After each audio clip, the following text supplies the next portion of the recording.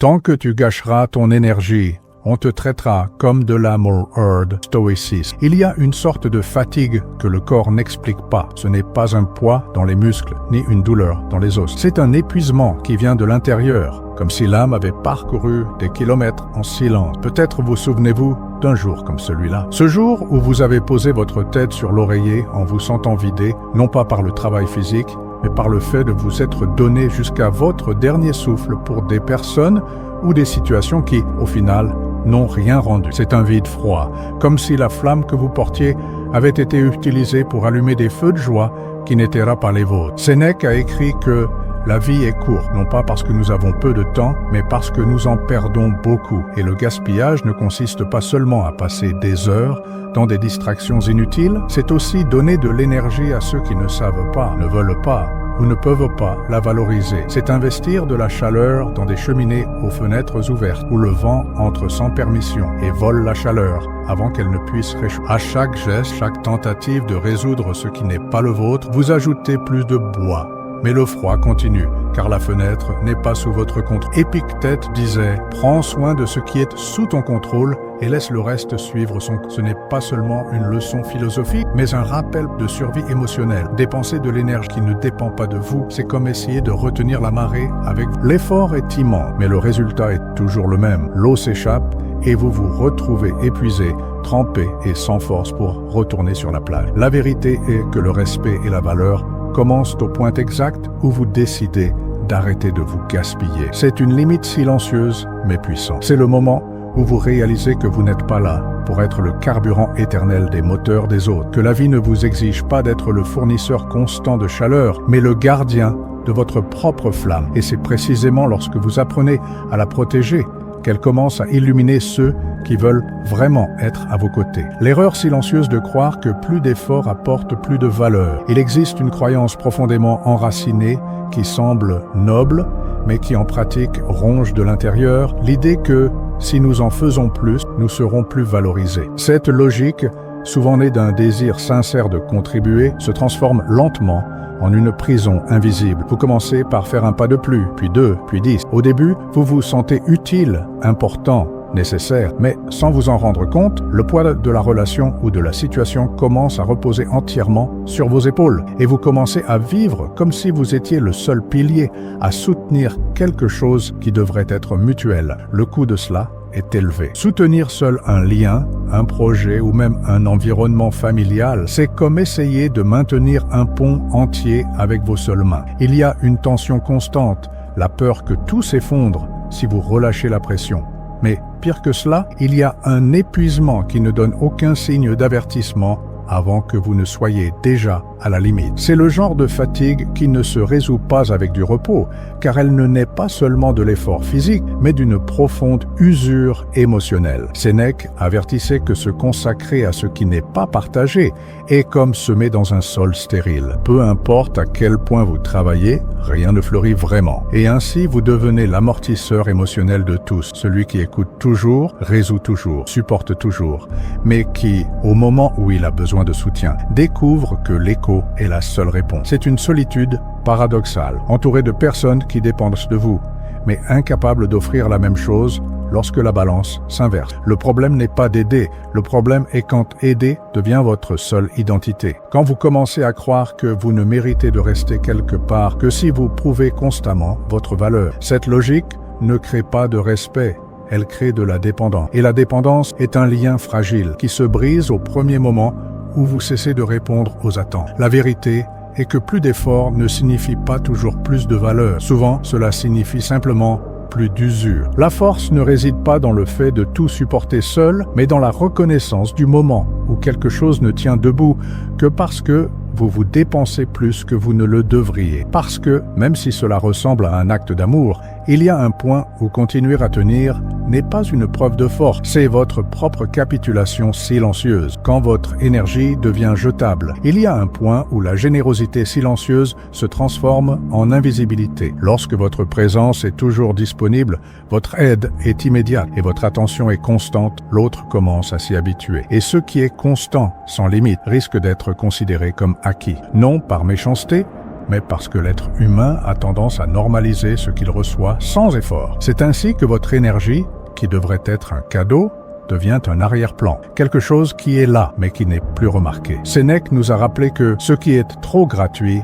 devient invisible. C'est un avertissement dur, mais réel. Lorsque tout ce que vous offrez est donné sans mesure, il risque de ne pas être valorisé. L'autre cesse de percevoir le coût de ce qu'il reçoit parce qu'il n'a jamais eu à considérer ce que ce serait de vivre sans. Votre temps, votre attention, votre soin, tout devient partie d'un paysage quotidien que plus personne ne se donne la peine de contempler. Cela ne se produit pas du jour au lendemain. C'est un processus lent, presque imperceptible, qui s'installe lorsque vous normalisez le fait de vous donner au-delà du nécessaire. Progressivement, ce qui était autrefois reconnu comme un geste généreux commence à être attendu comme une obligation. Et quand cela se produit, il n'y a pas de gratitude qui survive, car la gratitude naît de la reconnaissance de la rareté, pas de la répétition sans limite. Le plus grand risque est que vous commenciez à croire que vous devez continuer dans ce cycle pour être accepté. Mais en réalité, plus vous vous effacez pour soutenir l'éclat des autres, plus ils s'habituent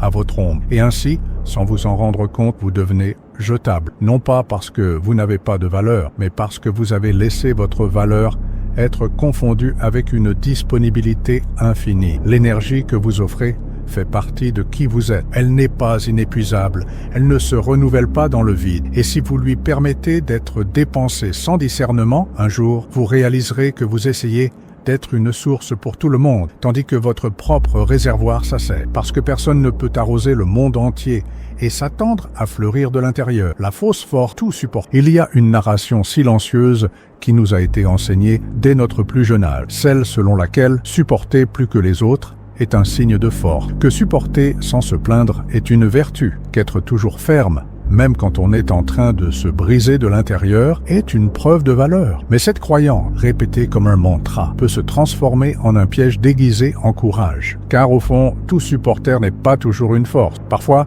c'est juste la peur de lâcher prise. Lorsque vous vous habituez à absorber un poids qui n'est pas le vôtre, vous commencez à croire que le monde ne peut pas fonctionner sans votre effort constant. Le problème est que cette résilience infinie n'inspire pas le respect, mais l'exploitation. Marc Aurèle nous a rappelé que la vraie force réside dans le choix de l'endroit où se dépenser et non dans le fait de se laisser consumer par tout. Et choisir demande du courage. Le courage de dire non quand tout le monde s'attend à ce que vous disiez oui. Il existe un mythe selon lequel poser des limites éloigne les gens, mais en pratique, c'est le contraire qui est vrai. Les limites filtrent. Elles éloignent ceux qui se nourrissaient de votre épuisement et attirent ceux qui respectent votre présence. C'est un mouvement naturel, comme la marée qui se retire pour révéler ce qui reste vraiment sur le sable. La résilience aveugle peut sembler héroïque, mais elle a un prix élevé. Chaque fois que vous supportez plus que vous ne le devriez, vous payez avec des morceaux de vous-même. Et un jour, sans vous en rendre compte, vous réalisez qu'il n'y a plus rien à offrir.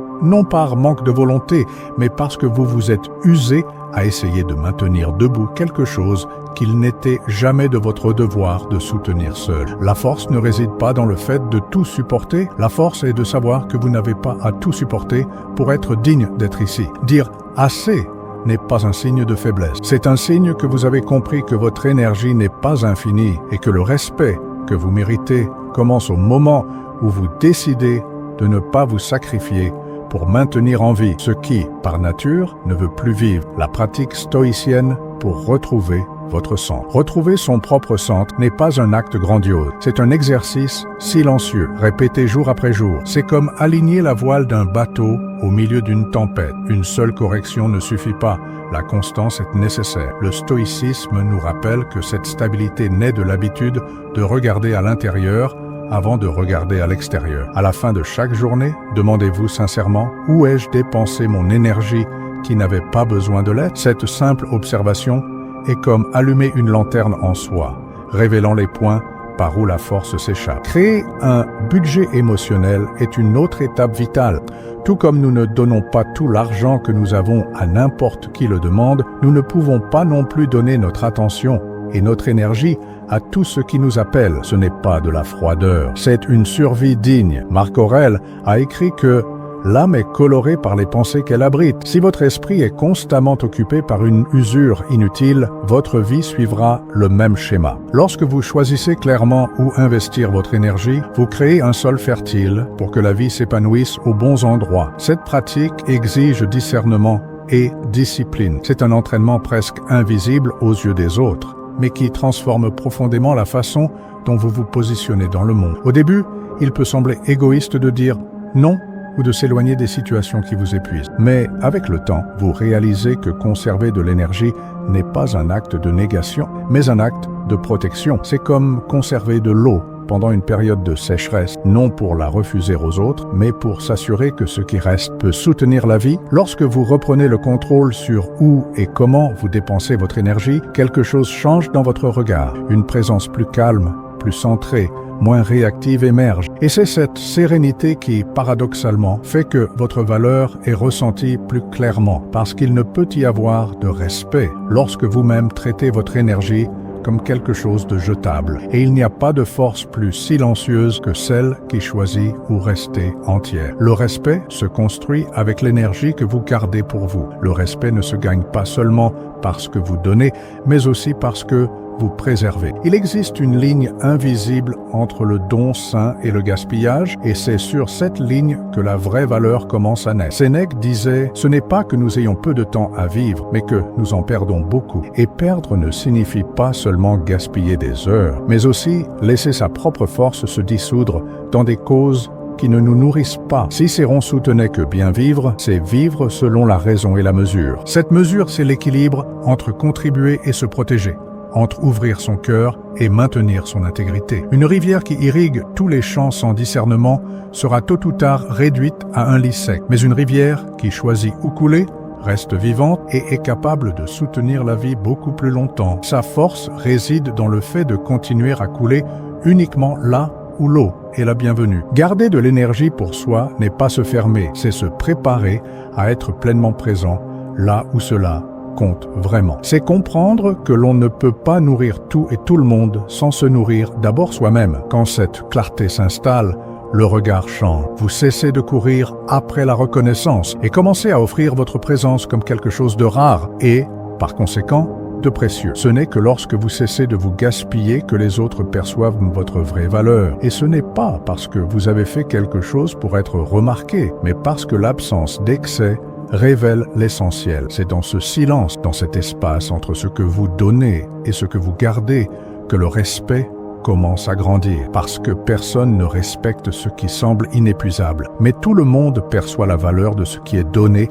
avec conscience, mesure et but. La vie ne nous demande pas d'être une source inépuisable pour tous, mais d'être des gardiens conscients de l'énergie que nous portons. Sénèque nous a rappelé que le temps et la force sont des richesses qui, une fois dépensées sans discernement, ne reviennent pas. Le vrai respect ne s'achète pas par un effort aveugle, mais se gagne par la sagesse de savoir quand agir et quand se retirer. Cicéron disait que bien vivre, c'est vivre selon la raison et la mesure. Et peut-être que cette mesure est de comprendre qu'il ne faut pas courir dans toutes les directions en essayant de réchauffer des cheminées qui ne sont pas les vôtres. C'est comme une rivière qui choisit avec soin les champs qu'elle va irriguer, préservant son cours pour continuer à couler. Il n'est pas égoïste de garder sa propre eau. C'est la seule façon de continuer à exister en tant que rivière. Il y a une sérénité profonde à vivre ainsi. Vous arrêtez d'essayer de faire vos preuves tout le temps.